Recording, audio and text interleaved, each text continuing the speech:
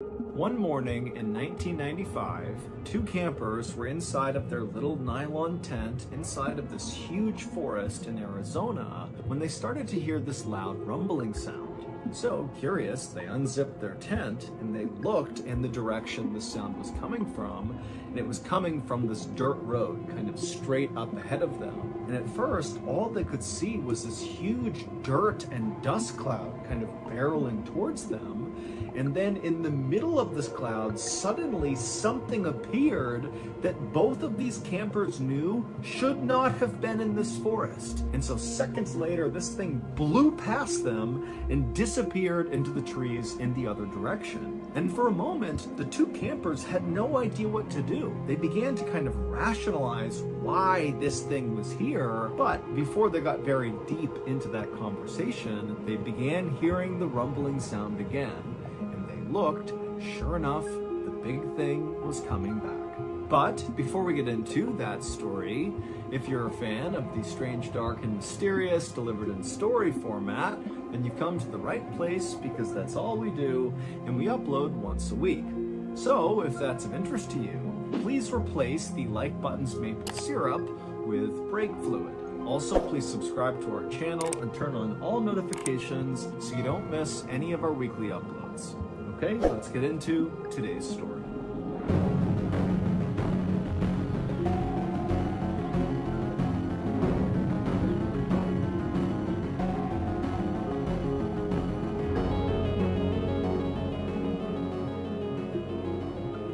Late on the night of May 27th, 1995, a long-haul truck driver named Devin Williams pulled his gigantic refrigerated semi-truck into a truck stop in a city called Kingman, Arizona.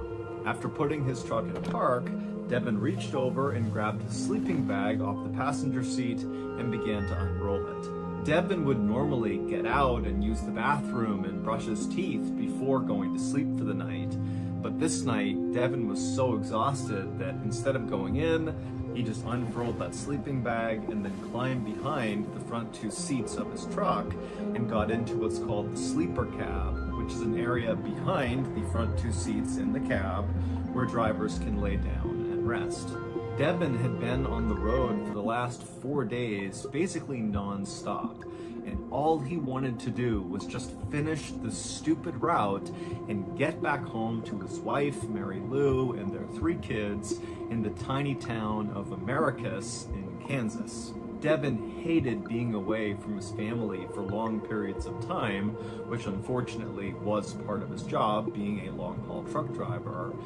But they needed the money because he and his wife had just bought a new house and it was a total fixer-upper, and so they needed to do a whole bunch of repairs to turn that house into a home. And so, missing his family and just wishing he was done with this route, Devin laid in his sleeping bag in the sleeper cab trying to fall asleep, but he just couldn't. And unfortunately, as Devin knew, if he didn't sleep this night, then he would have to take another break later on this route to rest, because he couldn't just continue to drive with absolutely no sleep. And so taking an additional break that he was not prepping for could affect his ability to get home on time. It was Saturday night, and the strawberries and lettuce that Devin was hauling inside of his truck were due in Kansas City, Missouri, 1,300 miles away, on Monday morning. So Devin began doing the math in his head. If he stopped a little while later to take another sleep break, would he still be able to cover those 1,300 miles by Monday? And he just wasn't sure. Everybody at the trucking company where Devin worked knew the 29-year-old as being very easygoing and good-natured. Trucking was very hard. People drove insanely long hours on very little sleep, and some people even took drugs to stay awake even longer to make sure they hit their deadlines. And so truckers have kind of earned the reputation of being very rough and tough people. And Devin certainly looked rough and tough. He was this big guy who wore cowboy hats, he had a big Fu Manchu mustache, he had tattoos. But in reality, despite how he looked, he was actually like a gentle giant. And really all he talked about were his kids, who he was totally devoted to. The only time anyone at this company saw Devin get mad was when his work interfered with his ability to see his family. And now, as Devin tossed and turned inside of his sleeper cab, he was getting mad because he was thinking this stupid route and his inability to sleep during this particular break was very likely going to interfere with seeing his family. And after an hour of Devin getting angrier and so not sleeping at all, he finally just gave up on sleep. He chucked his sleeping bag, he climbed out of the cab, and he headed into the truck stop, where he went to the bathroom, he got a bite to eat, and then he called his boss, and he told him that he had just made a stop in order to sleep, but he couldn't, and so he was just gonna hit the road again. But don't worry, even though I need another break in order to sleep, I will be in Kansas City on Monday morning with this delivery on time. After speaking to his boss, Devin left the truck stop, climbed back into his truck, and fired it up, and then before long, he was back on the highway driving east. Devin's boss was a guy named Tom Wilson, and he didn't find anything unusual about this phone call he got from Devin. Maybe it was a little unusual that Devin was unable to sleep, and that he called his boss to say he was unable to sleep, but Devin sounded totally normal. And so that night, Tom was not worried at all that Devin would not make it to Kansas City by Monday morning. Devin was like one of his most reliable guys, and so if Devin said he was going to be there on Monday morning, even if he needed extra breaks along the way, then he would be there on Monday morning.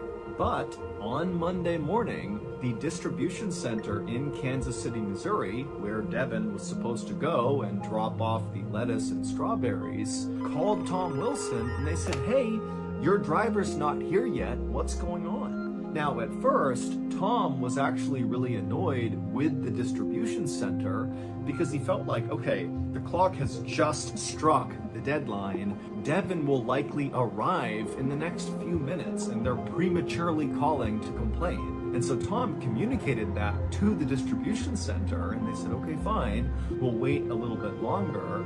But when almost an hour passed and still Devin had not shown up, the distribution center called Tom back and said, hey, he's not here. Now, after the second call, Tom totally changed his mindset, and he was actually now worried about Devin. And so he apologized to the distribution center and said he would get in touch with Devin as soon as he could and figure out where their shipment was. But Tom couldn't just call Devin and ask where he was and what was going on, because this was back in 1995. They didn't have cell phones, and so Tom basically just had to wait for Devin, who's out on the road somewhere, to stop somewhere and call Tom to tell Tom what's going on. And so all day Monday, Tom sat at his desk waiting for a call from Devin. And when he didn't get a call from Devin, Tom began calling his other drivers all over the country, asking them if maybe they had had some sort of interaction with Devin and knew where he was and why he had not made it to Kansas City on time. But none of the drivers had any idea what was going on with Devin. No one had spoken to him. Then that evening, Tom got a call, but it was not from Devin. It was from Devin's wife, Mary Lou. And she was calling to say, where's Devin? He was supposed to be home by now, and he's not. I haven't heard from him in days. What's going on? And at this, Tom suddenly thought, okay, we have a real problem here. And so when Tom explained to Mary Lou what was going on with Devin, how he had missed this deadline, Mary Lou panicked and immediately called the police. A little while later, a police officer in Americus, Kansas, arrived at Mary Lou's house to take down the missing person report. And after they did that, the deputy assured Mary Lou that very likely her husband would be found and he would be just fine. And so they explained to Mary Lou that what they would do is put out an alert to all the different police departments that fell kind of roughly along the route that Devin's truck had been on, and see if any of them had had some sort of interaction with Devin. You know, maybe he got into an accident, maybe his truck broke down and he was stranded somewhere, you know, maybe he was hospitalized, who knows? But very likely one of these police departments would know where Devon was. And sure enough, after this alert went out, the officer got a call back very quickly from a sheriff's department in a place called Coconino County, Arizona. Coconino County was located 200 miles to the east of Kingman, Arizona, which was where Devon had been on Saturday night but couldn't sleep and then called his boss to say he was going to hit the road again. But interestingly, the sheriff's department in Coconino County made it very clear to the police officer in Americus, Kansas, that they had no idea where Devon was, but they definitely knew where his truck was. In fact, basically everybody in Coconino County knew where Devon's truck was.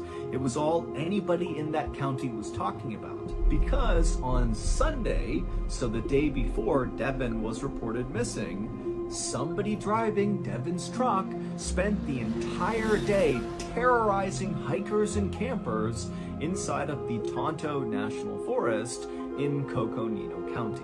The Tonto National Forest, which is 600,000 acres of just rugged wilderness preserve, was nowhere near Devon's trucking route. In fact, it wasn't near any trucking route ever. It's like 20 miles off of the highway, and the roads in the forest are barely wide enough to support small cars going through, let alone a 48-foot long, massive 10-ton semi-truck like Devon was driving. But on Sunday morning, so roughly 8 hours after Devon had called his boss Tom, two hikers named Lynn and Jack Yarrington were in their tent inside of Tonto National Forest, just having a nice time. It's peaceful, it's quiet, and they're right near this dirt road that kind of bent around a corner. And suddenly, they began to hear a rumbling sound coming from one end of this road.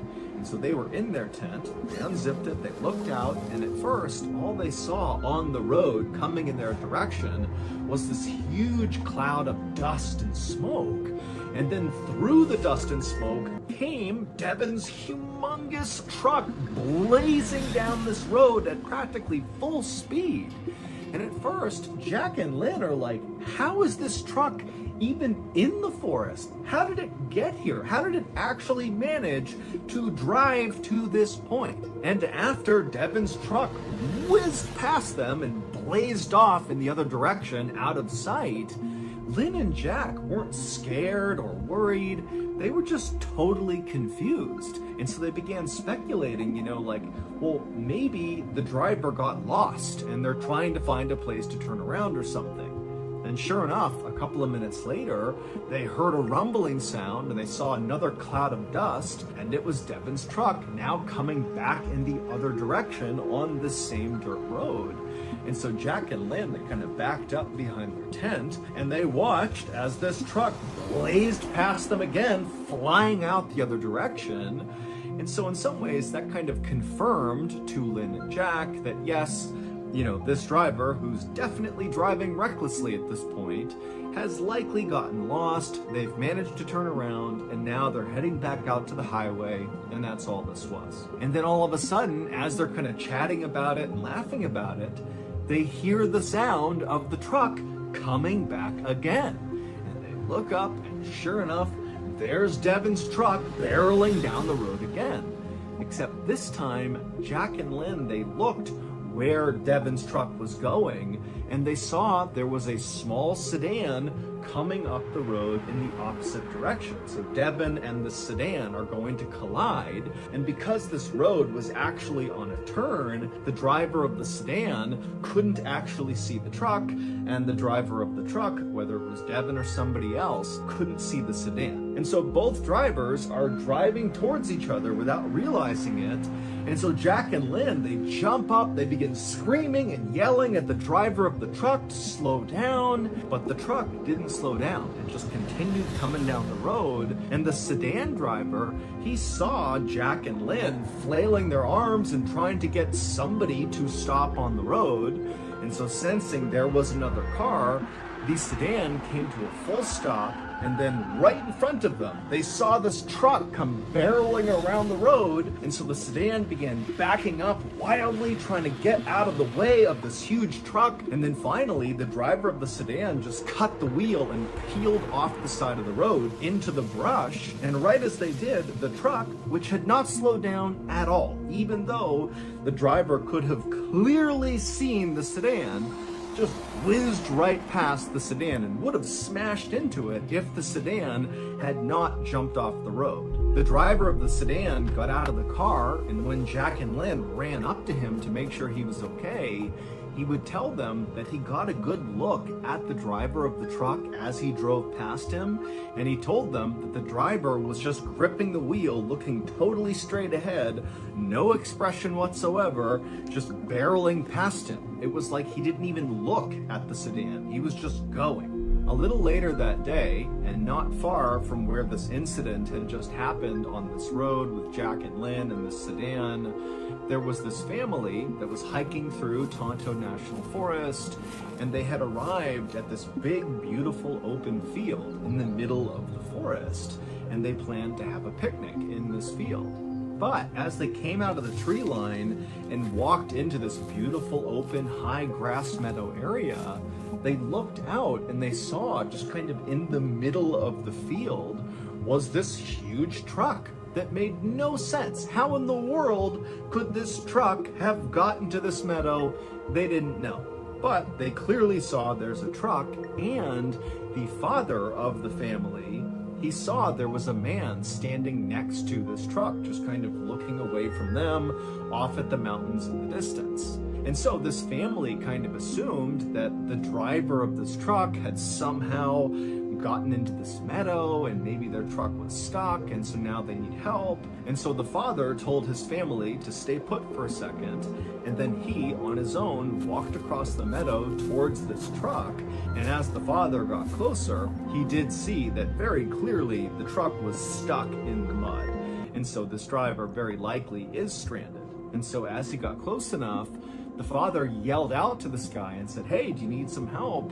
We can go back and call someone, what can we do for you?" But the man who was standing outside of the truck didn't even turn around to talk to this father. He just kept standing there motionless, looking off into the distance. And so the father made it about 5 or 6 feet away from this guy, and the father just stopped and very clearly said, "Hey, I'm talking to you. Do you need help?"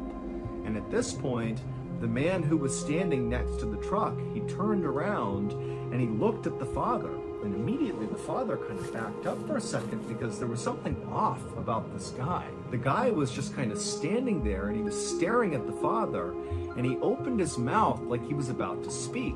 But instead of speaking, he just kept opening his mouth wider and wider until it was as wide as he could get it. And then he began wiggling his lower jaw back and forth as fast as he could, and then clicking his teeth simultaneously. And so the father just began backing up like there was something wrong with this guy. And right as the father was about to just turn around and leave and go protect his family from this guy, the guy stopped with his mouth, and then he just stared directly at the father and said very calmly, "I didn't do it. They did it."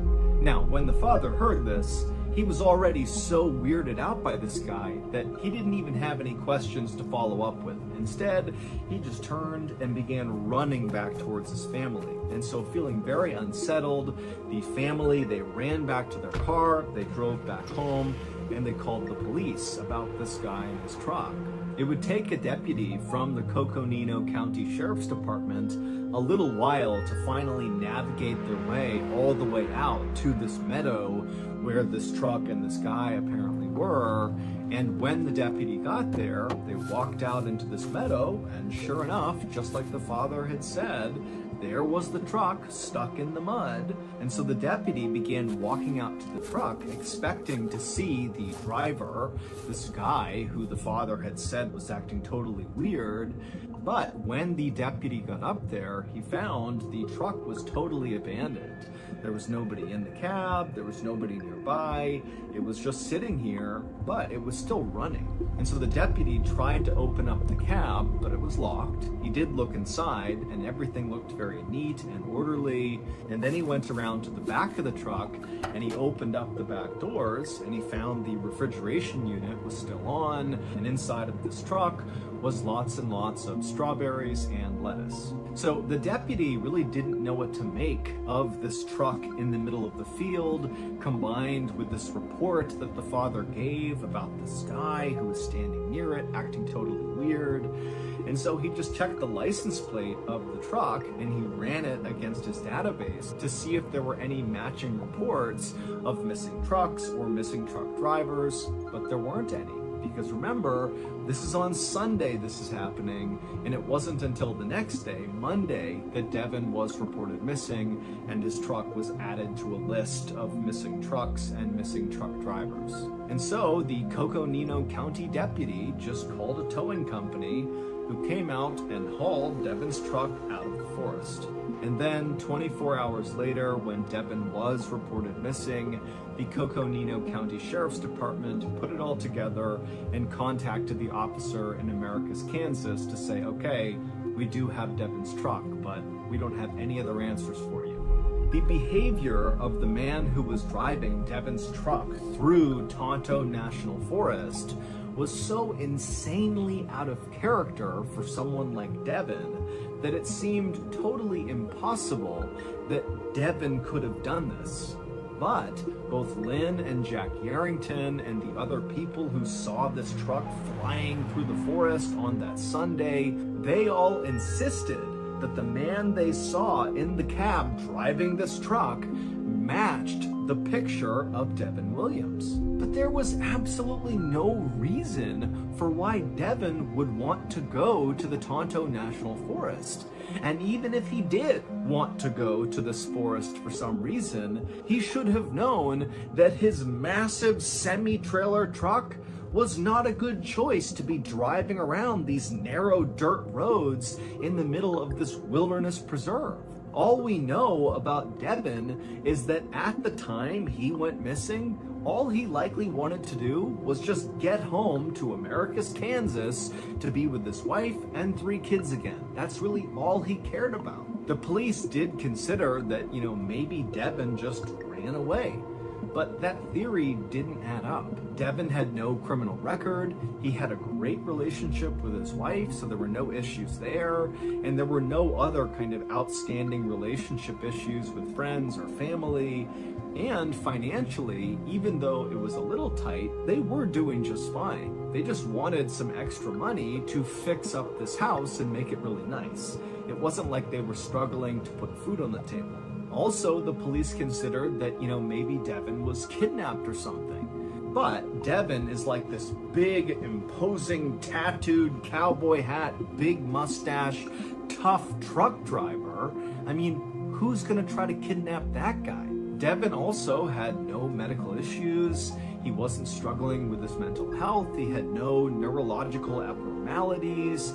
He also never used drugs and always passed every single drug test that he got while working for this trucking company. Devon was basically just this totally normal, nice, well-adjusted guy with nothing to run or hide from. And so none of this made any sense.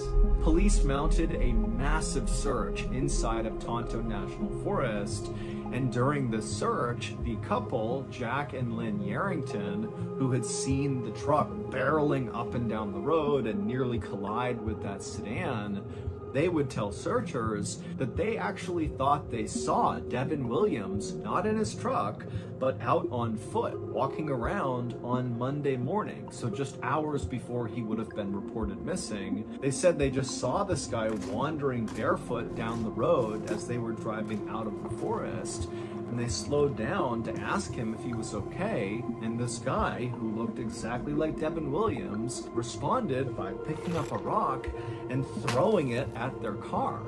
And so Jack and Lynn just drove past him, not realizing that this was the guy who very likely was driving that truck. Now, the police, when they began this search, were pretty confident they would find Devon, especially after hearing from Jack and Lynn that he was pretty likely on foot and without shoes walking around the forest. It seemed like he could not get very far. But despite this huge search, they could not find Devon. There was absolutely no trace of him. And so, after nearly 3 weeks of searching and not finding Devon, the police called off the search.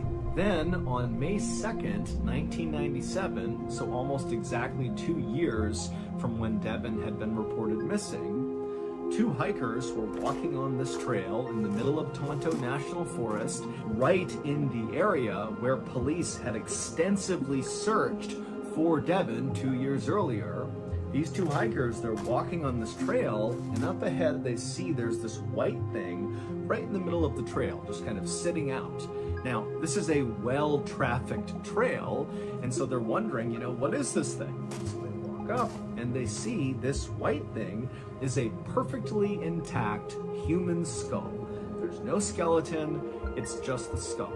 And so these hikers, they gasp, they can't believe they're looking at a real human head, and they're thinking, how in the world did it get here? Why hasn't anybody else seen this and taken it? Like, how are we the first ones to see this? And so they would end up calling the police. The police would come out, they'd gather up the skull, it would be sent in for testing, and sure enough, DNA testing would reveal the skull belonged to Devin Williams. No one has ever been able to explain what actually happened to Devin Williams, but the discovery of his skull inside of Tonto National Forest nearly guarantees that the driver of the truck 2 years earlier really was Devin, and the guy standing outside of the truck that was stuck in the mud in the meadow was likely Devin, and the guy throwing rocks at Jack and Lynn's car was Devin. People have put forth a whole host of theories about what happened to Devin, ranging from he had some sort of medical event where he kind of lost his mind and that's what caused all this strange behavior, or maybe Devin was on drugs despite not having any history of drug use.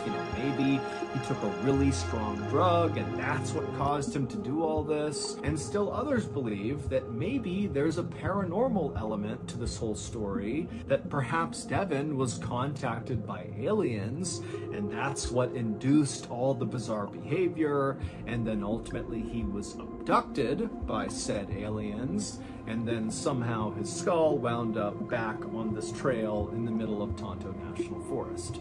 And as crazy as that sounds, still to this day, no one has any idea what happened to him, so that theory is just as good as any other.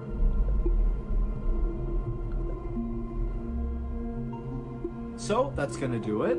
If you enjoyed today's story, be sure to check out our podcast called the MrBallen Podcast, where we have literally hundreds more stories just like this one available exclusively on Amazon Music.